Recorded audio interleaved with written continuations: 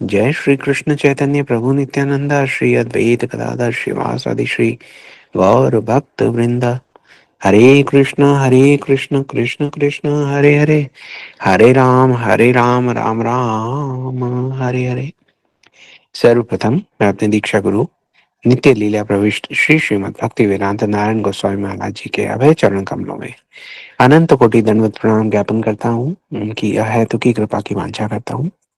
तत्पश्चात मैं अपने शिक्षा गुरु नित्य लीला प्रवेश श्री श्रीमद् भक्ति वेदांत स्वामी महाराज श्रील प्रभुपाद उनके अभय चरण कमलों में अनंत कोटि दंडवत प्रणाम ज्ञापन करते हुए उनकी अहेतु की कृपा की वांछा करता हूँ। तत्पश्चात हमारे साथ जुड़े हुए सब वैष्णवियों के चरणों में यथा योग्य प्रणाम स्वीकार हो। आप सब लोगों का बहुत बहुत स्वागत है आज की इस कथा में। कथा हमें लेके पहुंची हुई है कौशल्या जी के महल में। कौशल्या जी का महल इस समय किसी कोप भवन से कम नहीं है। बड़ा दुख है, बड़ा विषाद है, भरा हुआ है। बहुत कठिन दुराग्रहों का सामना करना पड़ रहा है कौशल्या जी को भी, भरत जी को भी। जी देखिए, भरत जी की बात की तो आप ये समझिए कि जो अयोध्या कांड है, अयोध्या कांड is made for Bharat. Bharat ji के लिए ही है अयोध्या कांड। जब अयोध्या कांड को गोस्वामी जी उसको पूर्ण कर रहे होते हैं तो जो अंत में एक छंद लिखते हैं गोस्वामी जी, तो अब क्योंकि हम भरत चरित्र कर रहे हैं एक प्रकार से, जितनी भी कथा है अब से लेकर जब तक हमारा अयोध्या कांड पूरा नहीं होता, भरत जी का ही जो है वो उनके चरित्र का निरूपण चलने वाला है। तो हमारा ये प्रयास रहेगा कि हर रोज कथा के पहले हम इस छंद को पढ़ें। गोस्वामी जी की इच्छा है कि हम पढ़ें। आ, गोस्वामी जी लिखते हैं कि सिय राम प्रेम पीयूष पूर्ण होत जन्म न भारत को। अगर भरत जी का जन्म नहीं होता तो लोगों को भगवान सीता राम जी का जो प्रेम पीयूष है वो मिलना ही नहीं था। मुनि मन आगम जम नियम सम दम विशद व्रत आचरत को। दुख दाह दारिद दम्भ दूषण सुजस मिस अपहरत को। कलिकाल तुलसी से सठन ही हठि राम सन्मुख करत को।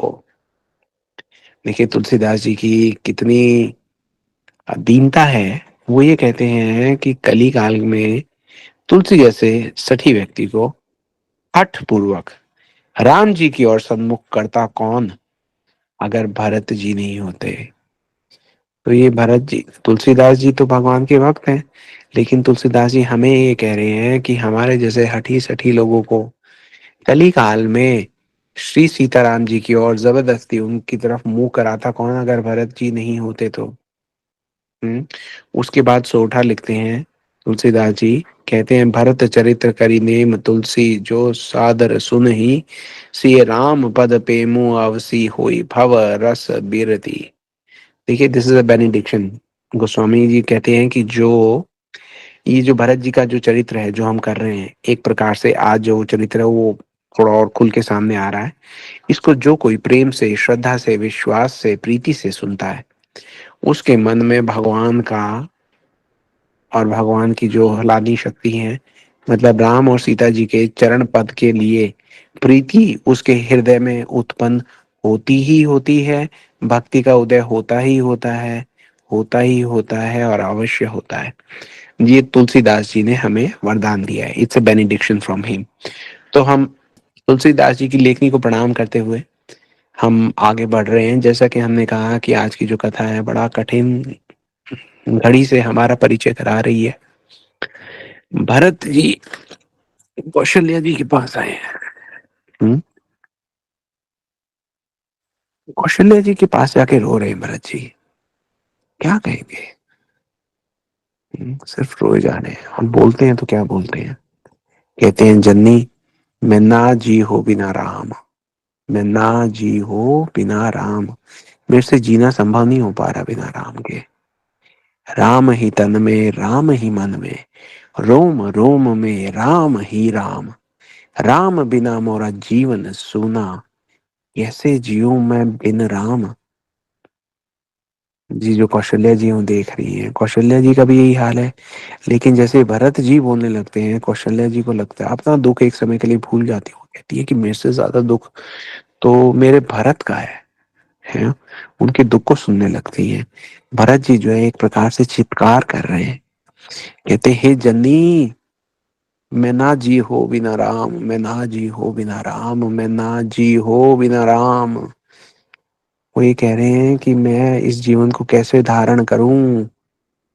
हम्म, राम लखन सिया वन को सिधारे, राम लखन सिया वन को सिधारे, पिता गए सुर धाम। हे राम, हे राम, हे राम, हे जननी मैं ना जी हो बिना राम। वो ये कह रहे हैं कि मैं कुछ समय के लिए गया, ये पीछे से क्या क्या हो गया। राम लक्ष्मण सीता जी वन को चले गए, पिताजी सुरधाम चले गए, स्वर्ग में चले गए हैं, मैं वापस आया हूं तो यहाँ मुझे कोई मिल नहीं रहा। और फिर विशेषकर राम,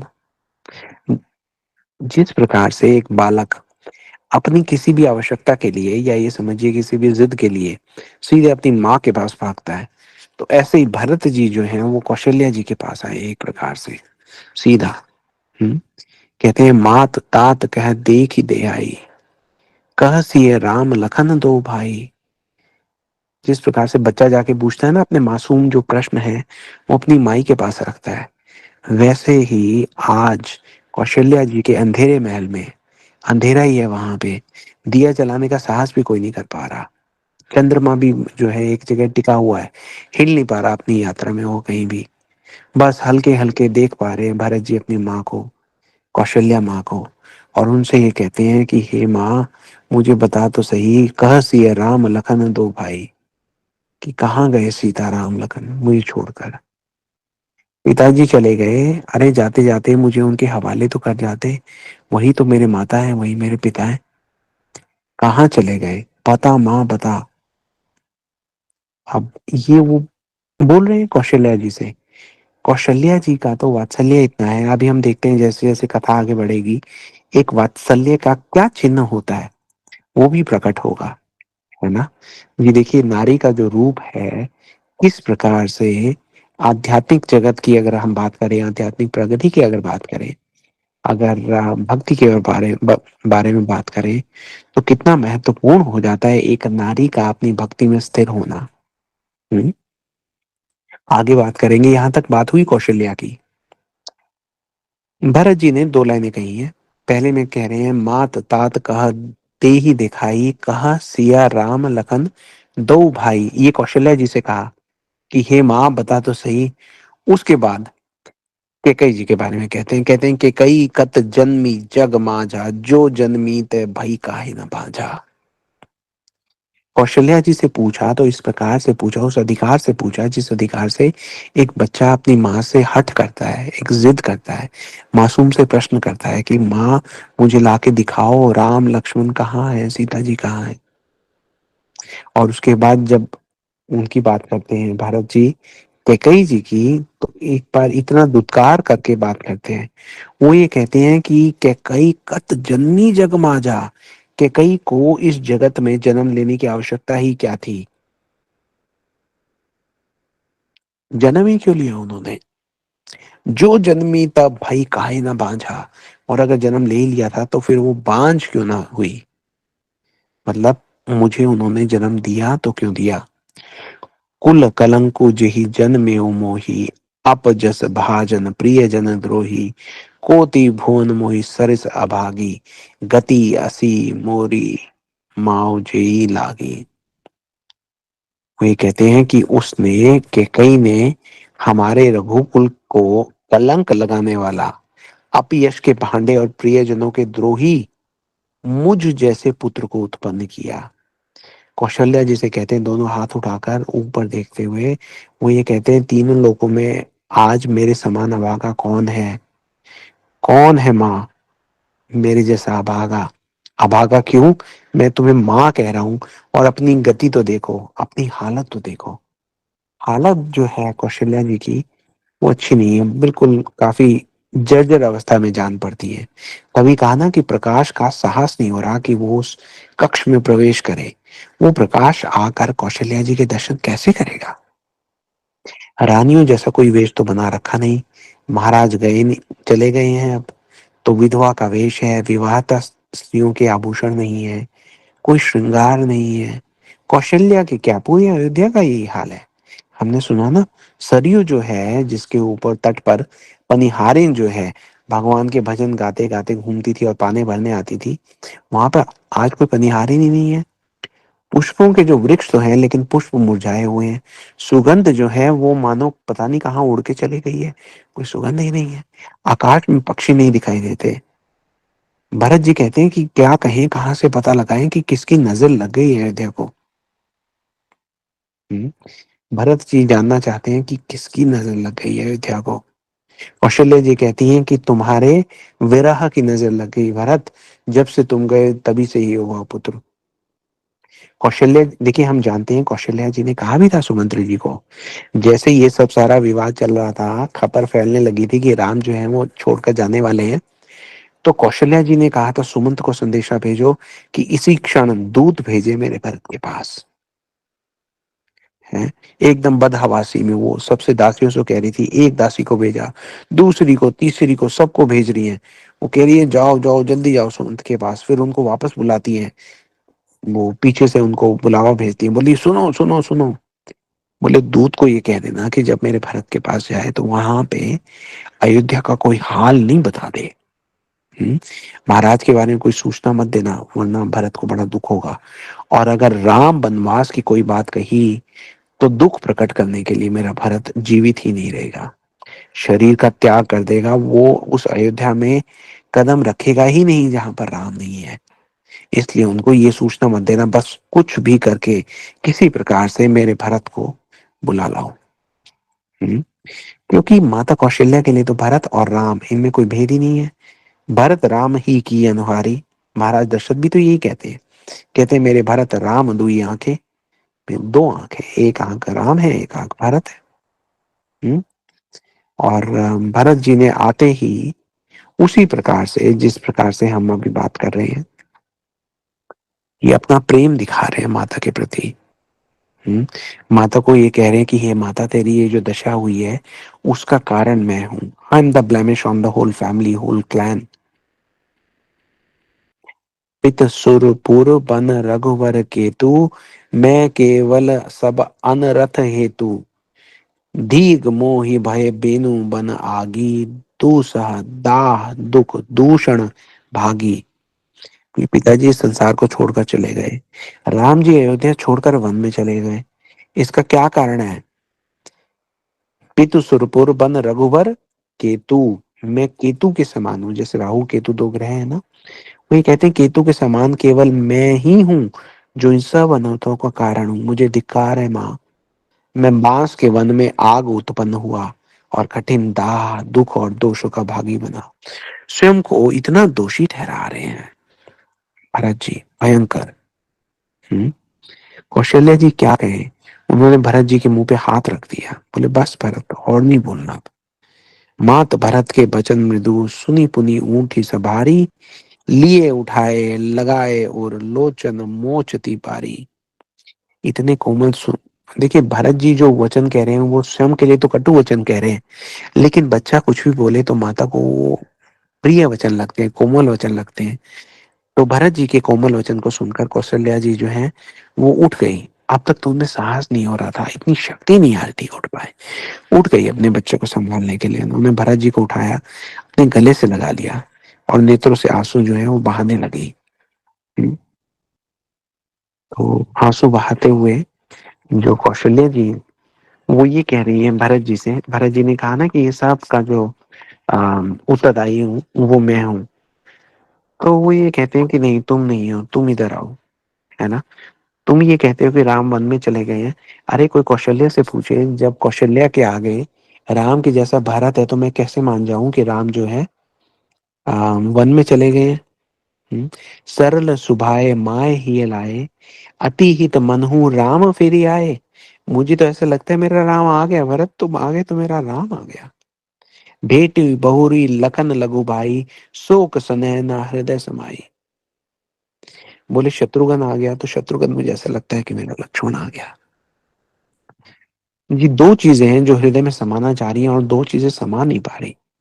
एक बार तो जो शोक है, शोक मतलब दुख है, वो सारा हृदय में जाकर भर जाता है। फिर उसके पीछे पीछे जब स्नेह आता है, एक दूसरे के प्रति प्रेम आता है, तो वो हृदय में समा जाता है, शोक को बाहर कर देता है। अब जैसे ही शोक बाहर आता है तो देखता है, अरे इतना स्नेह, इतना प्रेम, और फिर भी इनमें आपस में इतना दारुण दुख। तो शोक जो है वो हृदय में फिर समाता है, प्रेम फिर बाहर आ जाता है, फिर स्नेह फिर जाता है, शोक फिर बाहर आ जाता है। शोक स्नेह न हृदय समाई। हृदय को समझ में नहीं आ रहा कि किसको स्थान दे, किसको ना दे। देख सुबाऊ कहत सब कोई, राम मात अस काहे न होई। मातु भरत गोद बैठारे, आंसू पोछी मृदु वचन उचारे। कौशल्या जी का स्वभाव देखकर, जी आप इसको याद रखिएगा, इसके पहले भी हमने देखिए दो माताओं का जिक्र किया। एक तरफ कौशल्या जी की जो अ, प्रेम भरी परिपाटी है, उसका दर्शन कराया भरत जी ने, और दूसरे तरफ उन्होंने अम, कैकेयी जी को धिक्कारा। यहाँ पर तो ये दो माताएं हुई। आप याद रखिएगा कि हमारी जो कथा है, भरत जी की जो कथा है, वो दो माताओं की कथा भी है, सब जुड़े हुए हैं। एक एक पुत्र को आप माता से अलग नहीं कर सकते। तो माताएं हैं कौशल्या जी और कैकेयी जी। गोस्वामी जी ने यहाँ कह दिया कि भाई, जब कौशल्या जी ये कह रही हैं कि ये हे भरत, तुम ही तो मेरे राम हो, ये जो शत्रुघ्न है ये मेरे लक्ष्मण है, दोनों को अपने हृदय से लगा लिया। तो गोस्वामी जी, मानो उनके नेत्र में अश्रु भरा है, और वो ये कहते हैं कि देख सुबाऊ कहत सब कोई, राम मातु अस काहे न होई। जो राम की माता है उसका ऐसा स्वभाव नहीं होगा तो किसका होगा। कौशल्या जी का ऐसा स्वभाव देखकर सब कोई ऐसा कह रहे हैं। अजहु बच्च बलि धीरज धरहु, कुसमो समझी शोक परिहरहु। जनई मानु ही हानि गलानी, काल करम गति अघटित जानी।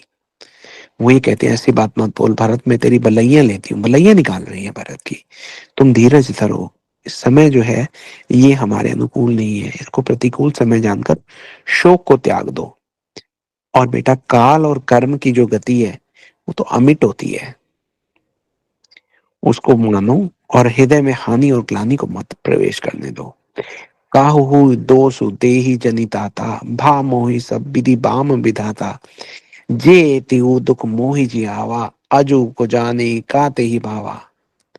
वो ये कह रहे हैं, तुम किसी को दोष मत दो भरत, और स्वयं को तो दोष दो ही मत।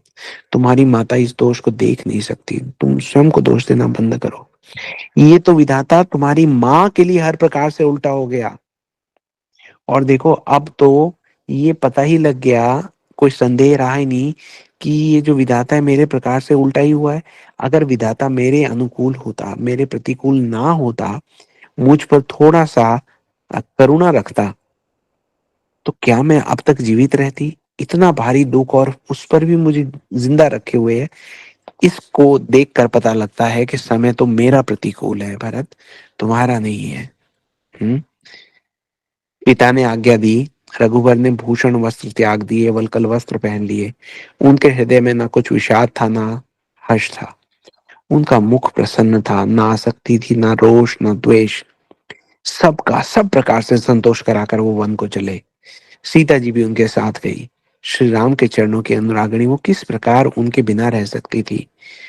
और जैसे ही राम जी ने कहा मैं वन में जा रहा हूं, तो भरत, तुम तो जानती हो कि लक्ष्मण तो उनके साथ चलने को था, उनको आतुर था ही था, उसको तो कोई रोक पा ही नहीं सकता था। सुनते ही लखन चले उठी साथा, सोना जैसे साथ उठ के चला गया। रही न जतन किए रघुनाथा। रघुनाथ कितने भी जतन करे, लक्ष्मण ने कहा मैं नहीं सुनूंगा आपकी। तब रघुपति सभी सिरुनाई, चले संग सिए अरु लघु भाई। कौशल्या जी ने भरत जी को ये बताया कि देखो, आपके जो पिताजी थे, उनको जो कैकेयी ने दो वर मांगे थे, वो दो वर मांगने से पहले उन्होंने राम की सौगंध उठा दी थी उनको।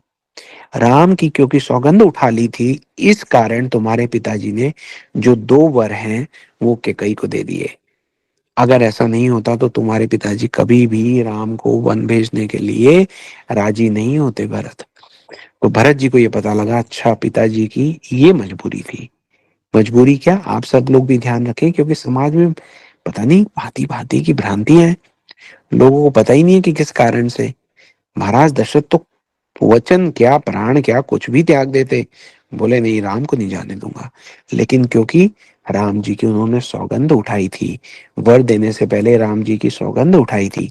इसको मैं तीसरी बार कह रहा हूं, अब आप ध्यान दीजिए। वर देने से पहले राम जी की सौगंध उठाई थी, राम जी की सौगंध उठाई थी। लेकिन ये उनको किसने सिखाया कि राम जी की सौगंध उठानी है? हम बात कर रहे हैं दो माताओं की, एक कौशल्या जी की, एक कैकेयी जी की। आज की कथा हम कौशल्या जी पे केंद्रित करेंगे। कल की कथा में हम एक बार दोबारा से कैकेयी जी का त्याग सुनेंगे। जब से कथा शुरू हुई है, विशेषकर पिछले हफ्ते से मुझे कई मैसेजेस आ रहे हैं, कैकेयी जी के बारे में कुछ प्रश्न चिन्ह उठ रहे हैं। तो जो लोग हमारे साथ लंबे समय से हैं वो जानते हैं कि कैकेयी जी के बारे में हम ये क्लास पहले कर चुके हैं। कल हम एक बार दोबारा से कैकेयी जी के चरित्र पे हम थोड़ा सा प्रकाश डालेंगे। वो प्रकाश हम किस लिए डालेंगे? हैं? वो प्रकाश हम इसलिए डालेंगे क्योंकि गोस्वामी तुलसीदास जी ने आज हमें थोड़ा सा इशारा कर दिया, थोड़ा सा इंगित कर दिया। गोस्वामी जी ने कहा कि कौशल्या जी का मैं बोल के जा रहा हूं, और हम सबको निर्देश दिया कि अब कैकेयी जी का आप लोग बोलिएगा। कौशल्या जी का जब गोस्वामी जी कह रहे हैं तो कहते, देख स्वभाव कहत सब कोई, राम माँ तो अस काहे ना होई। कि भाई राम की माता का स्वभाव तो ऐसा ही होता है। अब आप ये सोचिए कि जिनके प्रेम के आगे राम भी विवश हैं, इसका मतलब भरत। तो भरत की माता का चरित्र किसी से पीछे नहीं है। उनकी उनका जो चरित्र है कल हम श्रवण करेंगे। और आप सब लोग याद रखिएगा कि इस पूरे पूरे रामचरितमानस में, रामायण में जो जितना सुंदर चरित्र निकल कर आता है कैकेयी जी का, भाई वाह। हम्म, क्या कहें और क्या ना कहें। चलिए आज की कथा पर वापस चलते हैं। कौशल्या जी ये कह रही हैं कि अगर तुम्हारे पिताजी ने वो 2 वर के लिए हामी भरी तो उसका कारण ये था। और जैसे ही राम गए, सीता जी साथ जाएंगी। रघुनाथ जी ने बहुत रोका, लेकिन वो कहाँ रुक सकती थी? लक्ष्मण को तो रोकना ही बेकार था। हम्म तो मैं तो ये सोचती हूँ कि जब राम चले गए, सीता चली गई, लक्ष्मण चले गए, मैं ना तो उनके साथ गई और ना मैंने अपने प्राण ही उनके साथ भेजे। ये सब सब इन्हीं आंखों के सामने हुआ, मतलब मेरे नेत्रों ने सब देखा। और फिर भी इस अभागे जीव ने शरीर को नहीं छोड़ा। मोहि न लाज निज नेहु निहारी, राम सरिस सुत मैं महतारी। जिए मरे भल भूपति जाना, मोर हृदय सत कुलिस समाना। बोले मैं बोलती हूँ कि राम के प्रति मेरा प्रेम है, राम के प्रति मेरी प्रीति है, स्नेह है। मुझे लज्जा नहीं आती ये कहते हुए। मैं राम सरीखे पुत्र की माता हुई है। क्या माता? अरे ये जो वात्सल्य था, ये तो राजा ने खूब जाना। जीना और मरना कैसे होता है ये तो राजा सिखा के गए हैं। जिए मरे भल भूपति जाना। भली प्रकार से जानते थे राजा। क्यों? जिए तो राम के दर्शन करके और अपने प्राण छोड़ दिए जैसे राम का विरह हुआ। बोला मेरा हृदय तो सैकड़ों व्रजों के समान कठोर है, मतलब पत्थर के जैसा है।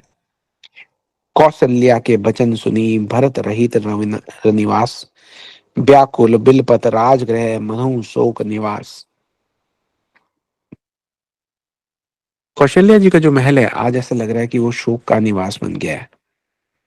भरत जी जो बोल रहे हैं रनिवासा, रनिवासा का मतलब ये है कि रानी के जो पूरा उनका जो दल है, जो स्टाफ है, उनकी जो दासियां हैं, मंत्रियों की कुछ पत्नियां भी हैं, वो सब सुनकर व्याकुल हो होकर विलाप करने लगी। संदेश जो है बाहर जाने लगा कि भरत जी का प्रेम जो है वो अपने उफान पर है। बहुत महत्वपूर्ण भी है बाहर जाना, क्योंकि लोग अटकलें भी लगाना शुरू हो गए। वो ये कहते हैं कि भरत जी आए और आते ही सीधा कैकेयी के पास गए। इससे क्या पता क्या चलता है? इससे यही पता लगता है कि भरत जी की कैकेयी जी के साथ जरूर साठ गांठ रही होगी। इसमें उनको उनकी मर्जी रही होगी। जो कुछ भी हुआ शायद भरत जी की इच्छा से हुआ। तो अब जब ये बात बाहर जाएगी तो फिर भरत जी का जो चरित्र है सब लोग उसको नमन करने लगेंगे। जी, भरत जी के चरित्र को उठाने के लिए वाल्मीकि जी ने रामायण में एक कल्प में ऐसा भी हुआ था कि भरत जी की चरित्र की जो महिमा है उसको और ज्यादा प्रकाशित करने के लिए कौशल्या जी ने एक कल्प में ऐसा कहा कि अरे भरत, आप आ गए। आइए, आपको तो पता ही होगा कि पिताजी ने आपको अभी ये राज्य दे दिया है। आप अपना राज्य संभालिए। प्रजा जो है वो अनाथ की तरह राज सिंहासन को देख रही है। तो भरत जी को ऐसा लगा कि शायद कौशल्या जी मुझे ये कहना चाह रही हैं कि मैं वापस इस राज सिंहासन के लिए आया हूँ।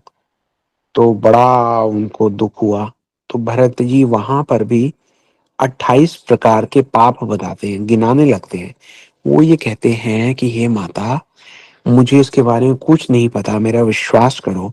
अगर मेरा मुझे जरा भी इसके बारे में पता हो कि राम वहां गए हैं, तो मुझे ये पाप लगे, ये पाप लगे, ये पाप लगे। बड़ा उन्होंने कुछ बोला।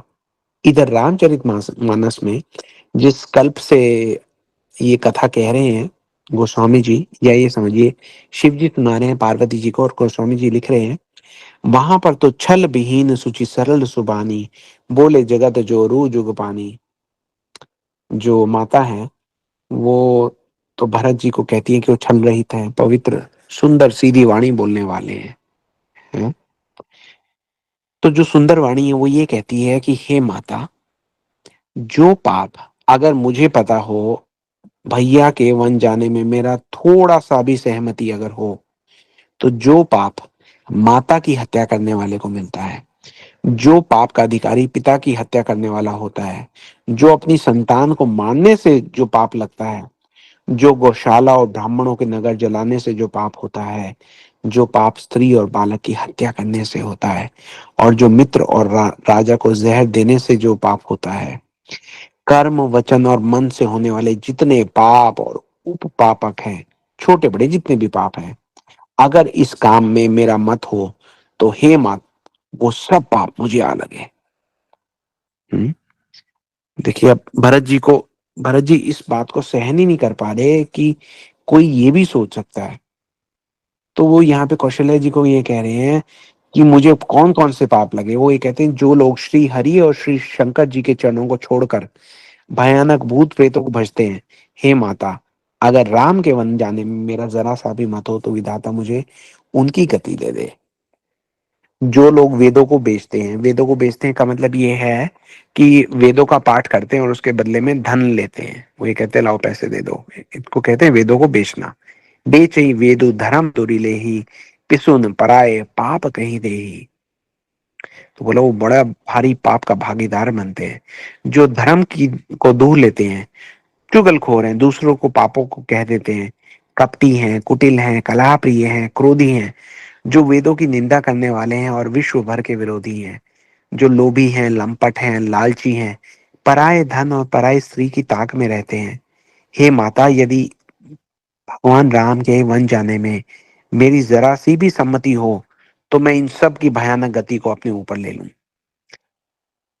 उसके आगे कहते हैं भरत जी की जिनका सत्संग में प्रेम नहीं है, जो अभागे परमार्थ के मार्ग से विमुख हैं, जो मनुष्य शरीर पाकर भी श्री हरि का भजन नहीं करते, जिनको भगवान की कथा और भगवान का यश जो है वो सुहाता नहीं है, जो वेद मार्ग को छोड़कर वेद प्रतिकूल मार्ग पर चलते हैं, जो लोगों को छलते हैं, हे माता, यदि मैं इस भेद को जानता भी हूं, तो शंकर जी मुझे उन लोगों की गति दे दें। हम्म? तो पूरा बता रहे हैं, सुना रहे हैं। वो ये कहते हैं कि जो पाप सोती हुई गैया को पैर लगाने से लगता है, वो पाप मुझे लग जाए।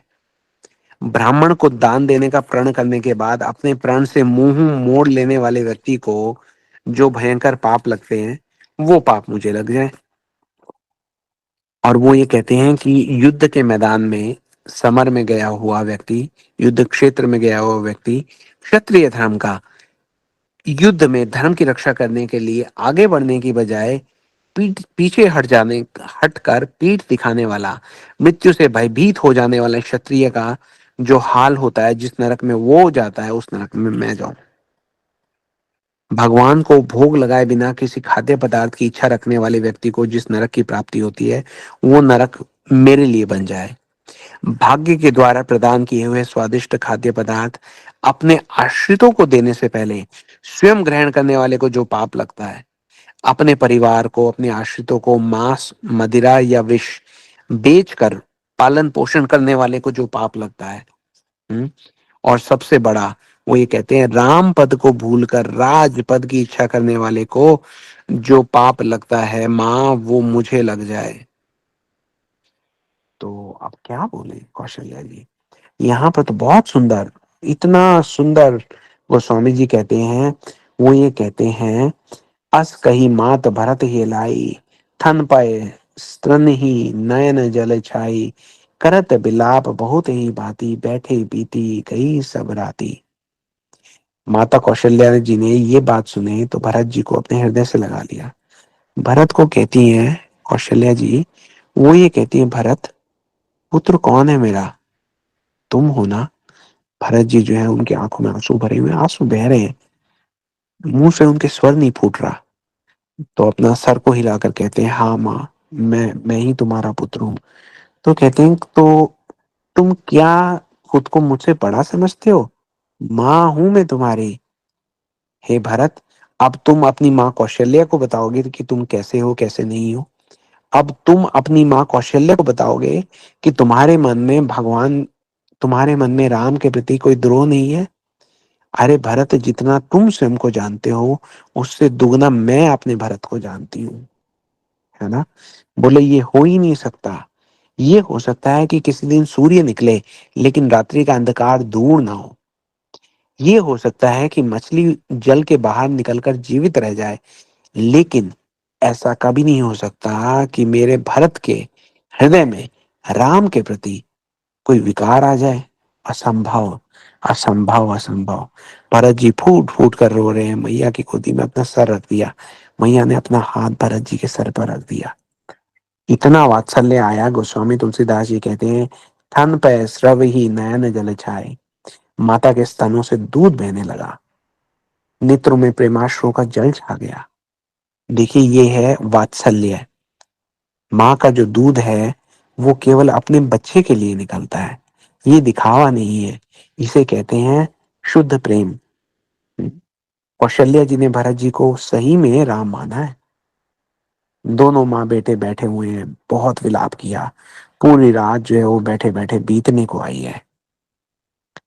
ये रात तो बीतने को आई है, लेकिन इस संकट का अंधकार जो है वो कैसे छटेगा। कौशल्या जी बैठी हैं, भरत जी रो रहे हैं, कौशल्या जी के गोद में अपना सर रखा हुआ है। शत्रुघ्न जी वहां धरती पर पड़े हुए हैं, भरत जी के चरणों में उन्होंने अपना सर रखा हुआ है। बड़ा, बहुत स्थिति जो है वो अच्छी नहीं है जी। ये है, आज हमने दर्शन किया कि किस प्रकार से कौशल्या जी के हृदय में भरत जी के लिए जो प्रेम है उसमें जरा सा भी दुराग्रह नहीं है, कोई भी विषमता नहीं है। वही प्रेम है जो राम के लिए होता था, है ना। आज का जो हमारा सेशन था कौशल्या जी पे एक प्रकार था। कल का सेशन हमारा कैकई जी पे होगा कि अगर भगवान की माँ ऐसी हैं, क्योंकि गोस्वामी जी ने तो कह दिया कि भाई ये भगवान की माँ ऐसी नहीं होगी तो किसकी माँ ऐसी होगी। कल हम ये देखेंगे कि भक्त की माँ कैसी होगी। तो आप सब लोगों को हम निमंत्रण भेज रहे हैं, आप लोग कल की कथा में प्रयास कीजिए कि अवश्य आइए। कल की कथा जो है आज तो हम नहीं कर पाए, इसलिए कल के लिए शेष है, लेकिन बहुत बहुत विशेष है। तो आप सब लोगों से यही प्रार्थना करते हैं कि इसी प्रकार से आइए, हमारा उत्साह बढ़ाइए। अपने जीवन का जितना समय हम दे पाए, देखिए कितना भाग्यशाली है हम। कल कहीं कथा हो रही थी तो वहां पे यही बात उठ रही थी, इनको बता रहे थे कि देखिए भगवान जो है वो ब्रह्मा जी के दिन में एक बार आते हैं।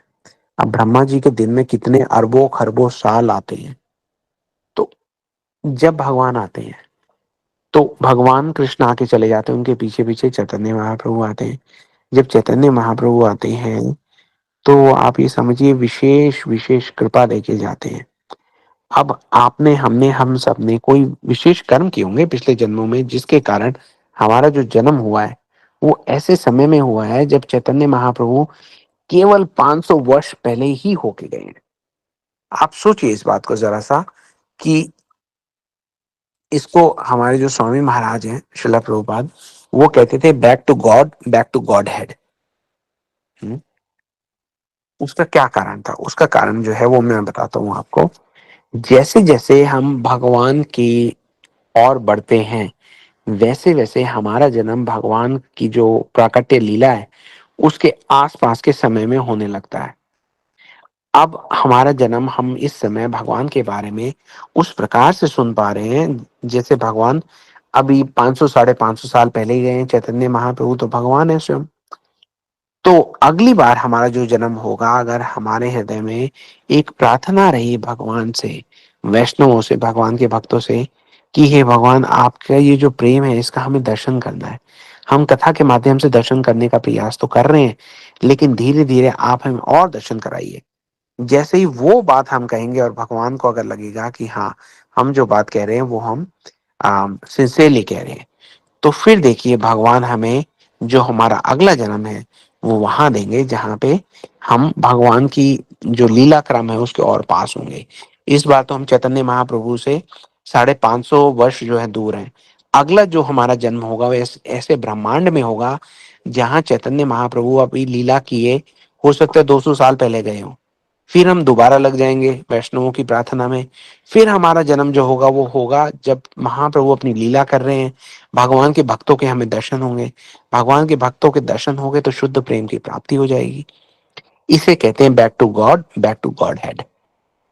तो आप सब लोग बहुत बहुत बधाई के पात्र हैं। आपको पता नहीं है कि आपकी कितनी लंबी यात्रा, लंबी क्या यात्रा, आप ये समझिए कि कोई सीमा ही नहीं है जिस यात्रा की।